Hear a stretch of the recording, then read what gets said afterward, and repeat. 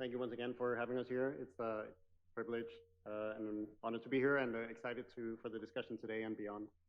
I'll start with just a short story. So on a Tuesday afternoon, not long ago here in Rome, a dark storm came in across the city. It left torrential rain, and not far from here, just 4 kilometers north of here at Ponte Milvio, it made the water levels of the river raised and went above the banks. There was flooding. 40 children got caught and trapped in their school. This was 2 years ago. And more recently, just a few weeks ago, in northern Italy, there were the worst flooding in one of the regions there in 100 years. And so we are often, more frequently now, seeing the effects of climate change worldwide. And we are seeing once-in-a-lifetime weather events that are becoming more and more common, more and more frequent. Today we have AI models that take, for example, satellite images, topography information, and other relevant data, and then is able to predict when and where the next flooding is going to happen. You can use this in a number of different ways. You can use it to send alerts to the people that are impacted in those regions, so they have time to prepare, they have time to get out. And we can do that much, much earlier than with traditional approaches. This has the opportunity to reduce damage, save lives, and to make sure that people are much better prepared. We're also using these kind of models trained on satellite images for disaster recovery after a disaster has happened. And so we do that by looking at images before and after a disaster, and then have a machine learning model that's trained on that data to learn to detect damage to buildings and to structures, as well as to assess the level of damage.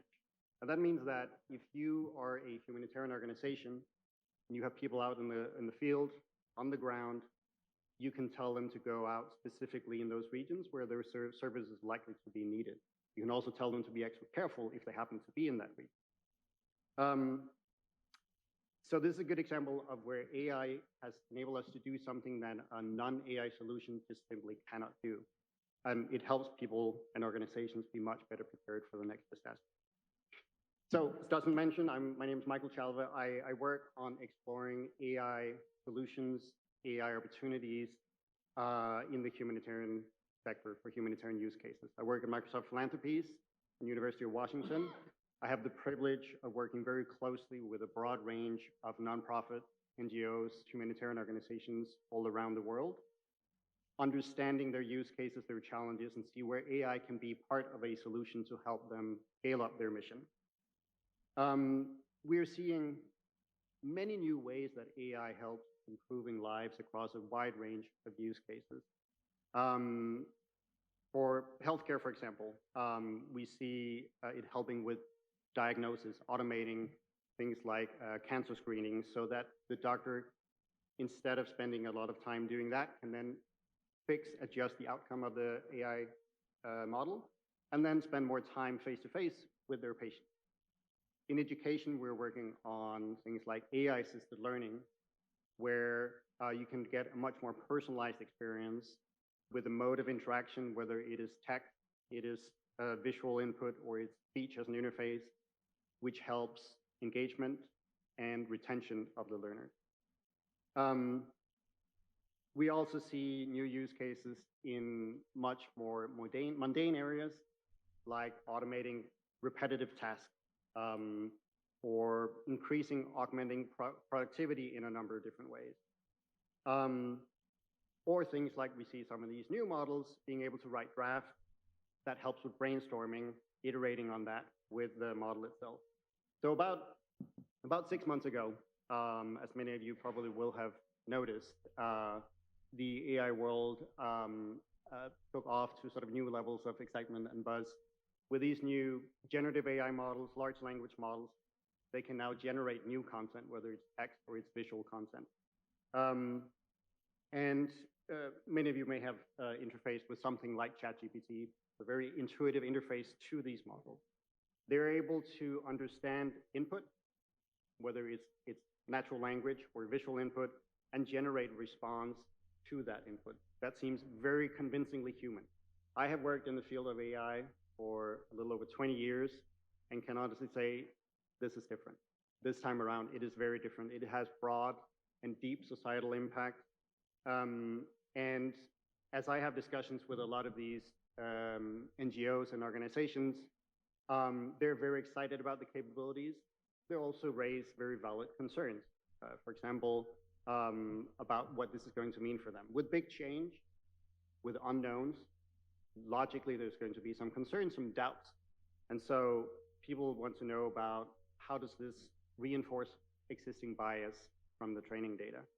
How can we handle generated output that seems very authoritative but still incorrect? What does the impact does this have on, for example, job displacement? This is indeed disruptive technology. It is likely to impact your life, both professional and personal, if it hasn't already. And so we take this, you talked about responsibility earlier, this type of technology, we take the responsibility of it very seriously. So in 2017, 6 years ago, we defined and introduced a responsible AI principles, which has foundational components like transparency and accountability. We use those internally and encourage their usage externally. Since then, we have defined a standard for implementing those principles in a more tangible, in a tangible manner within the engineering teams. So it's something we use across all product and engineering teams in how AI solutions and services are being built and how they're being used. In 2020, within these walls, we co-signed the Rome Call for AI ethics, which has a focus on human dignity. I'm very encouraged to see how tech companies today are publicly committing to ethical AI, but I also know that it's not enough. We do have to have guardrails, we have to have regulation, and there is a lot of activity happening in this space. For example, now the European Union's AI Act. In the US, there's a lot of discussion and work on implementing regulation and governing AI as well. So AI has potential to boost economic opportunities. However, there are obstacles to the path of making these opportunities equitable. The tools are not available to everyone, clearly. For example, if you're in a region that has low connectivity or intermittent connectivity or no connectivity at all, you cannot benefit from these cloud-based solutions. If your native tongue is one of, say, the low resource languages, it is not going to work as well for you. It works very well for English and a few other languages, but there is certainly discrepancy in the quality of what you can get from these generative models for most of the planet's language. So how can we make sure that the benefit, as well as the opportunities of these new capabilities, they are equity accessible to a much broader set of the world population? This does not happen organically. We know from historical experience, external forces make it hard to prioritize equity. We may experience the benefits of increased productivity, generation of wealth from these capabilities, but how do we make sure that this doesn't deepen existing inequities across society and across the world? In short, it's down to us. People in this room, you, me, and a broad coalition of stakeholders across society. If we go back to the flooding example here at the top, climate change is one example of things that touch all of us around the world. And AI can be a powerful tool to help address some of the global scale societal challenges, but it is important that we all take place in the conversation and the discussion around this to make sure that we have the best outcomes of this. And this is where partnerships come in. And this is where you come in. The best outcomes for using these capabilities always comes from partnership, where each individual stakeholder brings their own unique expertise, their unique vantage point to the discussion, to make sure that we avoid blind spots, to make sure that we keep learning about where we need to make changes, where we need to make improvements, and which kind of use cases we can use these technologies for. So you all came to the Vatican this week to seek and to provide change. You came here to meet with fellow community change makers. And I invite all of you to take part in this conversation.